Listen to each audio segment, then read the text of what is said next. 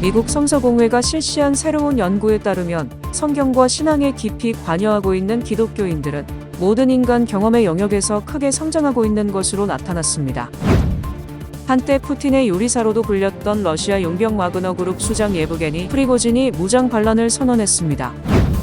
한국리서치는 지난 6월 9일부터 12일까지 전국의 만 18세 이상 남녀 1,000명을 대상으로 퀴어 축제에 대한 설문조사를 실시해 최근 그 결과를 발표했습니다. 조 바이든 미국 대통령이 공식 석상에서 시진핑 중국 국가주석을 독재자에 비유하자 중국이 매우 터무니없고 무책임하다고 비판했습니다. 미국 연방법무부가 마약성 진통제 펜타닐을 만드는 데 필요한 화학 원료를 미국에 밀수한 중국 기업과 중국 국적자들을 기소했습니다.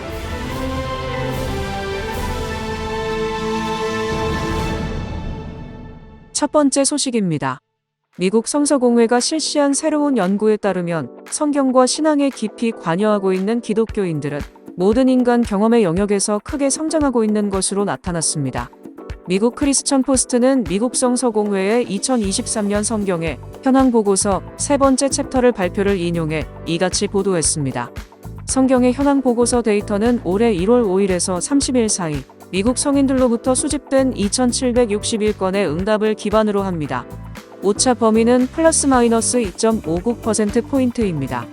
미국 성서공회 정보 책임자인 존 파커르 플레이크 목사는 우리의 연구는 수백만 기독교인들이 개인적인 경험을 통해 알고 있는 사실, 즉 성경이 우리의 삶을 변화시키고 우리를 더 행복하고 건강하며 온전하게 만드는 힘이 있다는 것을 확인시켜 준다라고 말했습니다.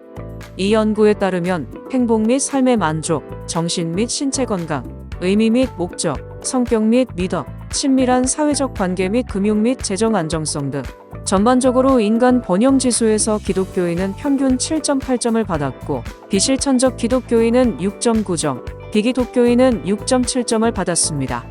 이 현상은 행복과 삶의 만족도 영역으로 확장되어 기독교인의 평균 점수는 7.8점, 비실천적 기독교인은 6.8점, 비기독교인은 6.5점이었습니다. 또한 다른 사람이 나에게 한 행동은 용서를 구하든 안 하든 진심으로 용서할 수 있다고 동의한 응답자는 행복과 삶의 인간 번영 지수에서 7.7점으로 높은 평균 점수를 받았습니다.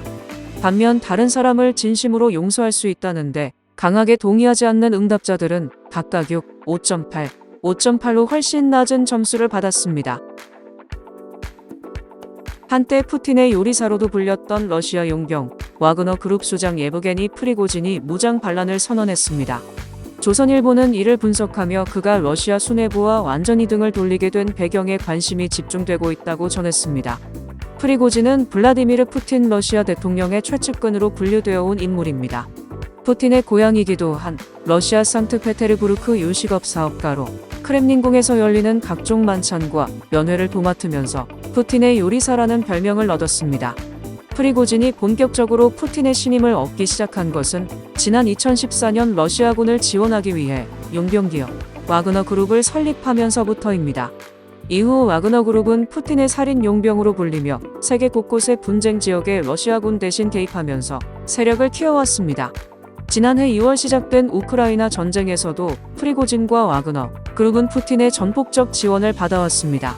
그런데 올 초부터 프리고진은 여러 차례 탄약을 보충해주지 않을 경우 바흐무트에서 철수하겠다며 러시아 군부 인사들을 공개적으로 비난하는 등 이상 기류가 포착됐습니다. 이를 진정시키기 위해 세르게이 쇼이구 러시아 국방장관은 지난 10일 모든 비정규군에 국방부와 정식 계약을 체결하도록 지시했으나 오히려 갈등에 불을 붙인 꼴이 됐습니다. 재계약을 거부한 프리고진은 이후 23일 러시아 군부가 우리의 후방 캠프를 폭격했고 많은 와그너 동지들이 죽었다고 보복을 선언, 러시아 본토로 진격했습니다. 러시아 수뇌부는 즉각 프리고진을 무장반란 주동자로 명명, 체포 명령을 내렸습니다. 프리고진의 반란은 성공 여부와 관계없이 전쟁의 판세에 중대한 영향을 미칠 것으로 전망됩니다. 미국 전쟁연구소는 러시아 군부를 겨냥한 프리고진의 반란이 성공할 가능성은 낮다면서도 와그너 그룹의 공격은 우크라이나 전쟁에서 러시아군의 전력에 큰 영향을 끼칠 것이라고 말했습니다. 한국리서치는 지난 6월 9일부터 12일까지 전국의 만 18세 이상 남녀 1,000명을 대상으로 퀴어 축제에 대한 설문조사를 실시해 최근 그 결과를 발표했습니다. 서울 퀴어 축제를 앞두고 진행된 설문조사 결과 전체 응답자의 54%가 퀴어 축제 개최에 반대한다는 의견을 밝혔습니다. 축제 개최에 찬성하는 사람은 21%, 모르겠다는 사람은 26%로 나타났습니다. 올해 서울 퀴어 축제는 6월 22일부터 7월 9일까지 열리며 그중 가장 대대적인 행사인 서울 퀴어 퍼레이드는 7월 1일 을지로 일대에서 진행됩니다. 퀴어 퍼레이드 당일인 7월 1일 오후 1시에는 전 세계를 오염시키는 음란의 물결을 막아서기 위한 통합국민대회 거룩한 방파제 집회가 서울시의회 앞에서 열립니다. 서울 퀴어 문화축제 측은 자신들의 취지에 대해 성소수자만이 참여하는 축제가 아니라 우리 사회의 다양한 차별에 저항하고 목소리를 내고 싶어하는 모든 사람들이 참여할 수 있는 열린 축제를 지향한다고 주장합니다. 하지만 사람들의 생각은 다릅니다. 퀴어 축제의 성격을 어떻게 생각하는지에 대해 전체 응답자의 59%가 성소수자를 위한 축제라고 답했습니다. 성적 지향과 관계없이 누구나 즐길 수 있는 축제라고 생각하는 사람은 전체 응답자의 4분의 1인 24%입니다. 퀴어 퍼레이드의 개최 장소 및 광장 사용에 대해서도 물었습니다. 퀴어 퍼레이드의 개최 지역에 대해서는 42%가 도심이 아닌 도시 외곽 지역에서 개최해야 한다고 답해 도심에서 개최해도 문제없다는 의견 29%를 앞서고 있습니다. 퀴어 축제 미성년자 참여 제한 및 시장 노출에 대한 여론도 지난해와 크게 다르지 않습니다. 전체의 62%가 퀴어 축제에 미성년자 참가를 금지해야 한다고 답해 연령에 상관없이 퀴어 축제 참가를 허용해야 한다는 의견 20%보다 높습니다. 조 바이든 미국 대통령이 공식 석상에서 시진핑 중국 국가주석을 독재자에 비유하자 중국이 매우 터무니없고 무책임하다고 비판하며 반발했습니다. CNN 등에 따르면 바이든 대통령은 이날 캘리포니아에서 열린 정치 자금 모금 행사에서 풍선 2개를 격추했을 때 시진핑이 매우 화를 냈던 이유는 그 풍선이 거기 있는지 몰랐기 때문이라며 독재자들은 무슨 일이 일어났는지 모를 때 큰 당혹감을 느낀다고 말했습니다. 이 발언에 대해 마오닝 중국 외교부 대변인은 21일 정례 브리핑에서 기본적인 사실과 외교적 예의에 위배된다며 중국의 정치적 존엄을 심각하게 침범한 것으로 공개적인 정치적 도발이라고 말했습니다. 그러면서 강력한 불만과 결연한 반대를 표명한다고 덧붙였습니다.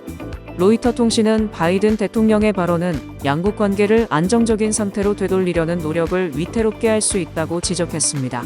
같은 날 블링컨 장관은 미 ABC 방송에 출연해 향후 몇 달 내에 바이든 대통령과 시 주석의 대면 회담이 이뤄질 것으로 기대한다고 말했습니다. 그는 몇 달 내에 미국과 중국 관리들이 서로 오가며 더 많은 접촉이 있을 것으로 생각한다고 전했습니다. 미국 연방법무부가 국내에서 심각한 문제인 마약성 진통제 펜타닐을 만드는 데 필요한 화학 원료를 미국에 밀수한 중국 기업과 중국 국적자들을 기소했습니다. 라디오 코리아 뉴스는 미국 법무부의 23일 발표를 인용, 펜타닐 원료 생산, 유통, 판매 등과 관련한 혐의로 중국 후베이성 우한에 있는 화학업체 아마블 바이오테크 등 4개 중국 기업과 8명의 중국인을 기소했다고 밝혔습니다. 펜타닐 전구체를 미국에 밀수한 혐의로 중국 기업과 중국 국적자를 기소하는 것은 처음이라고 법무부는 설명했습니다.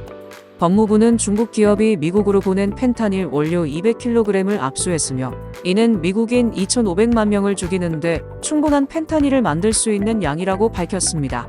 미국에서는 헤로인보다 50배나 강력한 합성 마약인 펜타닐 과다 복용으로 2022년에만 약 11만 명이 사망한 것으로 추정되며 18에서 49세 미국인의 사망 원인 1위입니다. 이에 바이든 행정부는 펜타닐을 불법 유통하는 멕시코의 마약 조직을 단속하는 한편 멕시코와 미국의 펜타닐 원료를 공급하는 중국 기업들을 제지할 것을 중국 정부에 거듭 요구해왔습니다. 지난 18에서 19일 베이징을 방문한 토니 블링컨 국무부 장관도 중국 측과 회담에서 펜타닐 문제를 제기했습니다. 메릭 갈런드 법무장관은 이날 브리핑에서 자신이 지난 4월 펜타닐 대란에 책임이 있는 이들을 끝까지 추궁하겠다고 선언한 사실을 상기하면서 중국 정부가 중국의 화학제약 회사가 펜타닐 마약 제조와 유통의 역할을 하는 것을 막는 결단력 있는 조치를 할 것을 강력히 촉구한다고 밝혔습니다.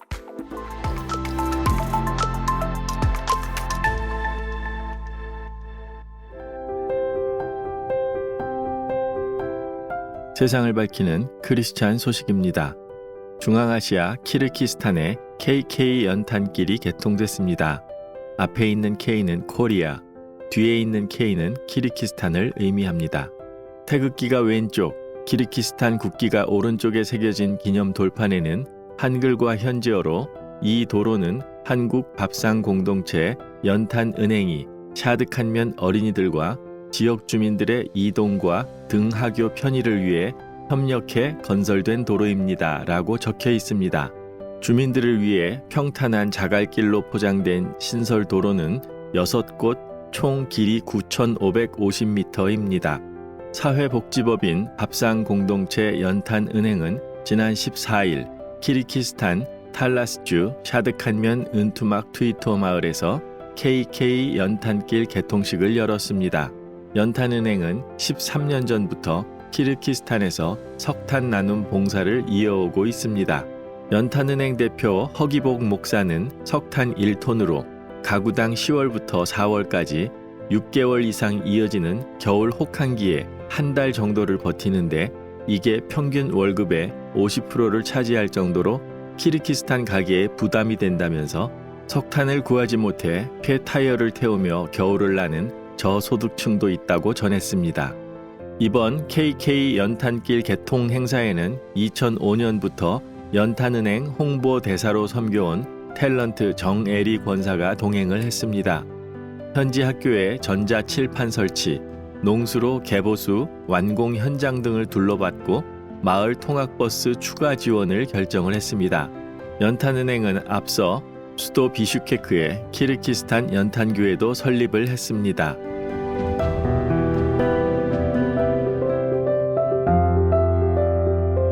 크리스찬에게 뉴스는 기도 제목이 됩니다. 오늘의 뉴스를 통해 보는 기도 제목입니다.